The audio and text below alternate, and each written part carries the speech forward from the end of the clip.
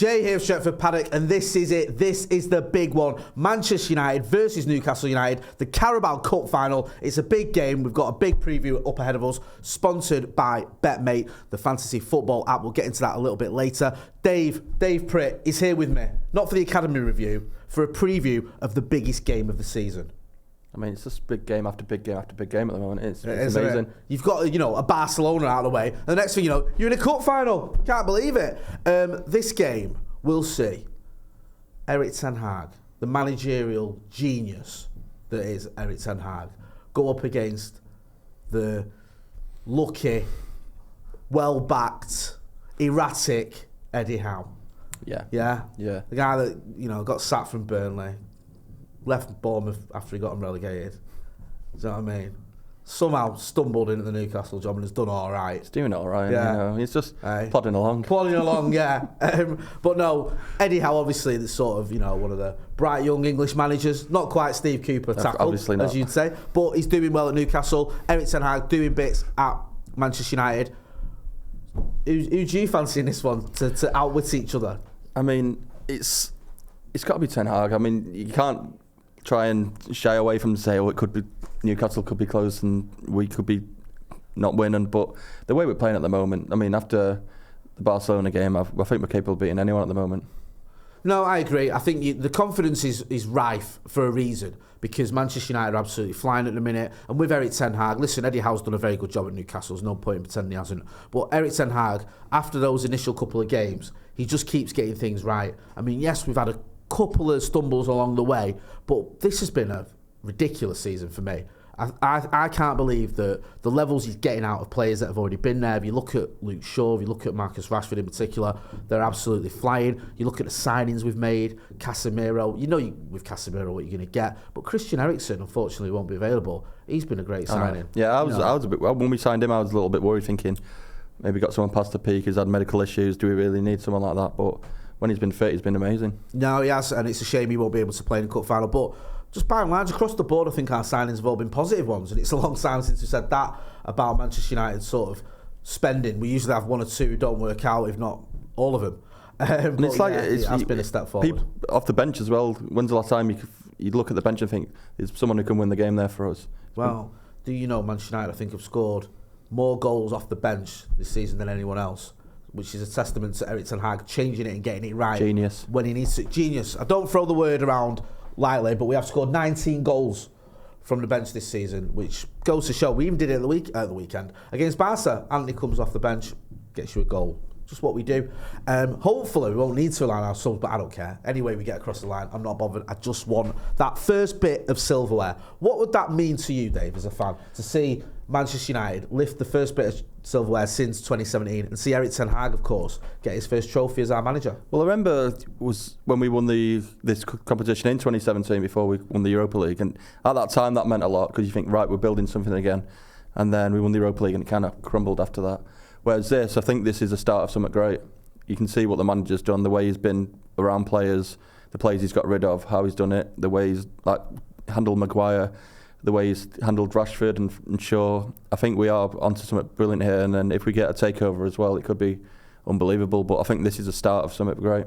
No, I do. I agree. I think this could be the start of something special. I mean, listen, we've been in positive situations before. Under Ollie, we finished third and second. Let's not dismiss that. We got to the Europa League final. Under Jose, we won 2 trophies in his first season. So let's not kid ourselves that, I was stood in Stockholm thinking, I'm witnessing the start of an era here. And it wasn't to be. But the thing with Jose, you always knew he was going to be short term. The thing with Ollie, he didn't really have much on his CV. I know he'd done well at Mulder, which convinced you he could be the guy. And there was always question marks about some of the football and, did he have the tactical nous to really challenge for the title? I know we'd had a sort of dalliance with it. But with Erik ten Hag, it's definitely there's definitely reasons to feel like this is a manager, this is a squad. And potentially new owners, it could be. It could be amazing. It could be well backed as well. It just feels like all the pieces are falling together, and who knows? Maybe we'll be looking back at this Carabao Cup win, if we win it, we're lifting that trophy like we do with Sir Alex Ferguson, the 1990 FA Cup. Yeah, I totally agree with that, because if it, like all the things we've said go forward, it could be another era of us in the Premier League and doing Champions Leagues again, and this could be the start of it all. No, I agree. It could be the start of something special. Get involved in the comment. Let us know. What do you think? What do you think about Erik ten Hag? What do you think about this trophy? Because there is a school of thought or an argument to be put forward that, okay, it is a trophy, it does matter, but it's only the League Cup, it's only the Carabao Cup, it isn't one of the big ones. But my sort of response to that is, it's the first trophy you can win, it says something. Yeah, and it's going to be obviously the first trophy for the manager if he wins it. And I think some of these players have not won trophies before. So if you win that and then you think, right, we want another one. We want the Europa League, we want to try and do the FA Cup. Because at the end of the day, we're not favourites to win the league, but we're still in all 4 competitions, and this is the start of it. If we win this, next focus on the next one. Yeah, you're right. It's weird because we've got such a strange mixture at United at the minute. You've got players who've won everything. Like, you look at Rafael Varane, he's won the World Cup, he's won La Liga, he's won 4 Champions League. You look at Casemiro, he's won 5 Champions Leagues. You look at Lisandro Martinez, 2 months ago he won the World Cup. It's like, you've got them who've won everything, or the biggest trophies, and then you've got people like Bruno and 1 or 2 others. I'm trying to think who else. Even if you look at someone like Garnacho, I mean, this time last year, not even won the FA Youth Cup. Yeah. If you can say, like, on Sunday he's won a actual and also trophy. For people like Marcus who've not won anything for 6 since years. 2017, yeah. So because Marcus came into the team and won the FA Cup, the League Cup, and the Europa League within his first 18 months, and then hasn't won anything since. So he's going to be desperate for a trophy. Erik ten Hag's going to be desperate for a trophy, and hopefully we can get it. We'll talk about our predicted 11. Give us your predicted 11s. I've gone for basically what everyone I think would go for, but I'll put Dalot in at right back. Okay. And it's just because of the Barcelona game. I just thought Wan-Bissaka wasn't tracking back enough. And the moment Dalot came on, I thought he was just brilliant defensively and got forward. So I've just gone off form, stick him in. But usual back 4. I mean, I don't think the other 3 of the 4, I think everyone would be choosing at the moment. Put Fred in. I thought he was unbelievable. You love Fred, don't you?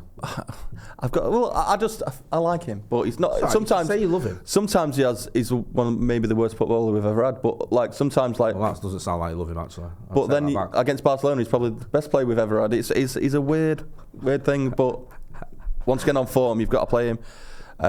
Then up front, it's Weghorst. People are still giving him grief, saying he's not scoring enough goals, but I think he worked for the team. He helps the others get goals and get in position, so I'm going with him. And he's tall. I like this team. It makes sense. There was a bit of an injury scare with Marcus, wasn't there, on Thursday night, but we were expecting him to be available. Weghorst didn't have the greatest game against Barcelona, hence the reason he was taken off at half-time, but he does put a shift in. He does bring other players into the game, and you can see he's popular amongst his teammates because of his energy and because of his selflessness.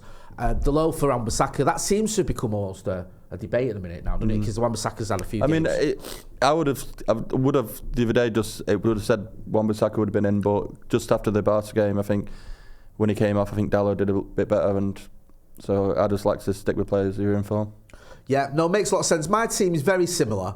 I mean, it's good to see that United are sort of at a place now where a lot of the team picks itself because there's a consistency there and you know the player's going to play.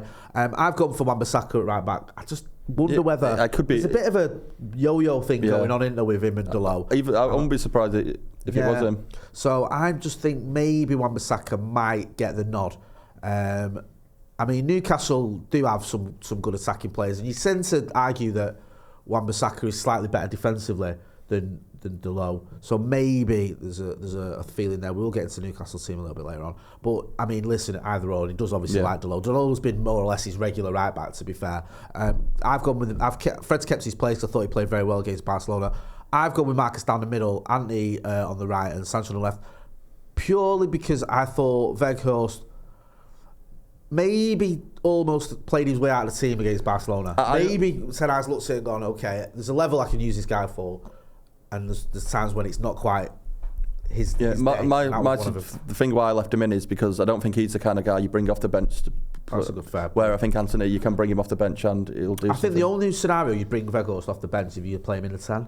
Yeah, I thought the second half against Leeds when he was in the 10 he did well, didn't he? Yeah. But I understand where you're coming from. He's not someone you'd associate with being a big impact player. But do you know what though? If we're winning, if you've got a tight lead to hold on to, he'd be a good player to bring on to hold it up. Yeah, that is true. Yeah. Do you know what I mean? But I understand. I just think like impacts, like Anthony did. He's not that guy. Is he? Like Garnacho's going to come on and run at you. He's going to cause you dramas. Weghorst isn't going to come on and run at defenders or be full of sort of speed or whatever. He's more likely to just come on, hold the ball up, bring others around. So listen, it's good that we've got options. It's a little bit frustrating that. I don't know. Maybe you could see Anthony Martial. I doubt it though, because he's only just started training. No, I just can't see it. Yeah, I can't see it either. Get involved in the chat in the comments. Let us know your predicted 11. Do you agree with what we've said? We know that certain players have been doing really well this season. Bruno has been something of a phenomenon this season. If you look at his stats, I think we've got his stats here. He's got 23 appearances, 5 goals and 6 assists, 68 chances created. I mean, that's pretty good. If you look at Fred as well, Fred's done well this season. I know he's not. He's a bit of a weird one, Fred, isn't he? Because he's not like. He's hot or cold, isn't he? Yeah, and but in terms of successful tackles, he's got 2.1 successful tackles per 90, and that's the highest in the United squad. So he can put himself about a bit as well. And obviously, as we saw against Barcelona, he pops up with a goal as well. Yeah. So yeah, I understand why Fred is very, very popular. My dad loves Fred. He's his favourite player. He really does. So yeah, I get that. I'll get him a form to join the membership. Yeah, all right, okay. You're going to get him into the Fred fan club. Thank you. Looking at the opposition, one player who's done really well for them this season, they have got a lot of players who've done well, is Bruno Guimaraes. If you look at his appearances, 17 appearances, 3 goals, 3 assists. Someone else who can put himself about a bit, good at intercepting the ball, not renowned for his tackling, but he has, he can get stuck in. I mean, he's just a very, very good midfielder, isn't he? Yeah, you've got to remember the position they're in. They're not a team that were like the Newcastle of old. There's a reason why they're in the final, and the reason why they're in the position they are in the league. It's it's down to players like that and the way they're working. So, listen, I'm confident we'll win, but it's not. I don't think it'll be an easy game because they've got decent players.